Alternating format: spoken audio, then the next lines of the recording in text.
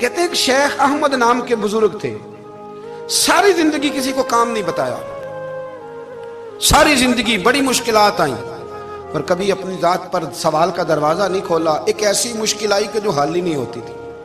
किसी ने उन पर कोई इल्जाम लगा दिया। अबू मुस्लिम नाम का एक बादशाह था, उसकी हुकूमत थी, उसने पकड़ के कैद में डाल दिया। अब कैद में है, जुर्म लग गया है, फर्द जुर्म आयद हो गई है, जेल में है। लोग कहने लगे हजरत जी अपनी सफाई में कुछ कहें।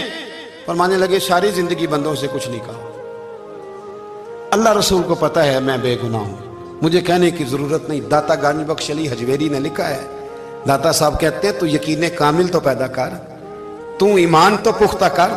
दाता साहब कहते हैं वो अबू मुस्लिम जो बादशाह था वो नेक आदमी था, उसे रात को ख्वाब में नबी करीम की जियारत नसीब हुई और हुजूर सैयद आलम सल्लल्लाहु अलैहि वसल्लम फरमाने लगे तूने अल्लाह का एक नेक बंदा जेल में डाल दिया, डर नहीं आता, वो तो बेगुनाह है।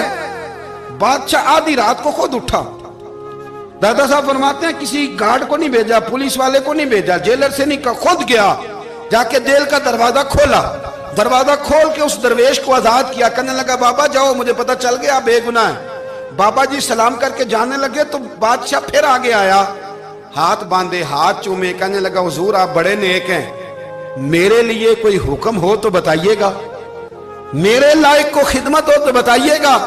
तो शेख अहमद फरमाने लगे तुझे अभी भी समझ नहीं आई, तुझे अभी भी नहीं समझ आई। कहने लगा हुजूर क्या?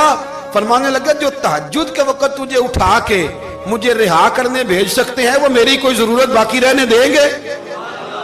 मुझे कोई जरूरत पड़ेगी किसी और को कहने की? जो तहज्जुद के वक्त तुझे उठा के भेजते हैं कि जा खोल जाके दरवाजा, वो जरूरत रखेंगे? मेरी जरूरत मुझे रहेगी कि मैं तुझे और कोई काम? अभी भी तुझे समझ नहीं आई।